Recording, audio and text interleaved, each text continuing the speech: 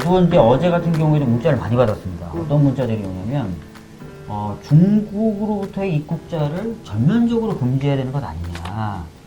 또 지금이라도 해야 더 뭔가 확산되거나 더 심해지는 것을 막을 수 있지 않겠느냐. 중국 눈치 보기만 신경 쓰는 건 아니야. 이렇게 지금 얘기하시는 분들이 굉장히 많습니다. 근데 실질적으로 2월 초에 이미 네. 중국의 입국에 대해서 출입국 절차가 상당히 강화되어 있었습니다. 후베이성 체류 또는 방문 외국인에 대해서 입국 금지를 했고요. 제주의 무사증 입국 잠정 중단 조치했고, 중국의 다른 성에 대해서도 모두 특별 입국 절차, 그리고 홍콩, 마카오까지 해서 관리 범위가 굉장히 넓게 아주 사실은 강하게 하고 있었습니다. 그래서 이 부분이 굉장히 약하다고 자꾸 얘기를 하시는데, 실질적으로 보면 평소에 중국발 하루에 3만 명 정도가 입국자가 있었는데요.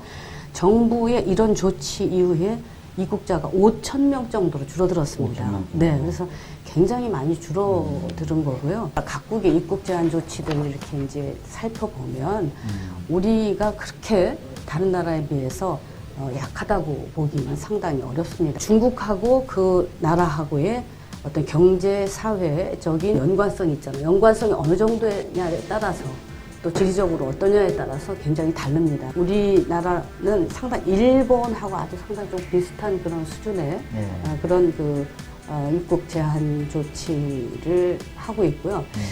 실질적으로 우리가 입국 제한 조치가 되면 굉장히 여러 가지 문제가 수반이 됩니다.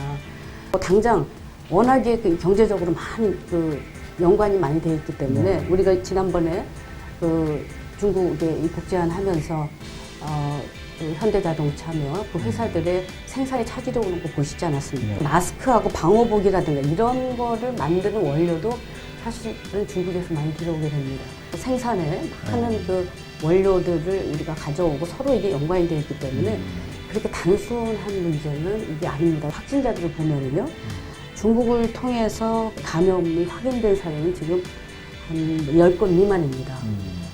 그래서 우리가 한 30건 가까이 해서 이게 어느 정도 잡힌다고 생각을 했는데 신천지가 터진 거 아니겠습니까?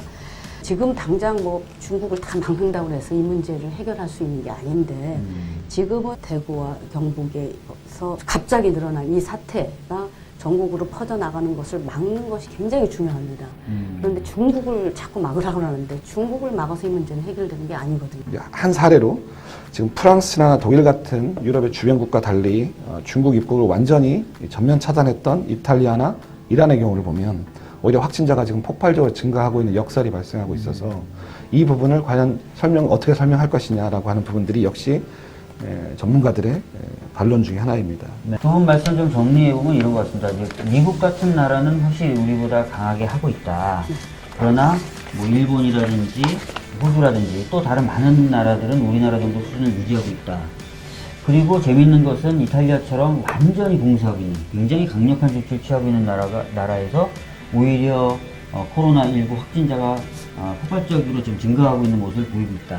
그러니까 이런 걸 놓고 봤을 때 일률적으로 제한 조치를 정하는 것은 좀 안 맞을 수도 있다는 거고, 특히 김성희 의원님이 계속 강조해 주시는 것처럼 중국과의 관계가 각 나라마다 다른데 그런 차이점을 전혀 고려하지 않고 제한 조치를 무작정 강화하는 것이 과연 합리적일까라는 말씀도 해주셨고, 여러 가지 수치라든지 지금까지 조사된 걸 보면은 중국에서 이 병이 발병된 게 맞긴 맞는데 우리에게 유입된 것도 맞고, 우리에게 유입된 것도 맞고, 그런데 실제 감염자들의 감염 경로나 이런 것들 보면 외국에서 중국에서 들어와서 감염됐다기보다는 지금 지역사회 감염의 양태이기 때문에 지금 여러 가지 어떤 복잡한 문제인 중국을 완전히 차단하냐 마냐를 가지고 입씨름할 때는 아닌 것 같다. 이렇게 좀 정리를 했습니다. 참고가 되실지 모르겠지만 우리나라 GDP에서 무역이 차지하는 비중, 이걸 무역 의존도라고 하는데, 이 무역 의존도가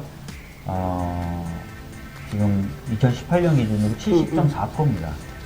근데 이제 이 무역 중에 최대 무역 교육 국가는 중국입니다. 그래서 저희 참 복잡하죠. 그래서 여러 가지 어려운 점이 있다라는 말씀도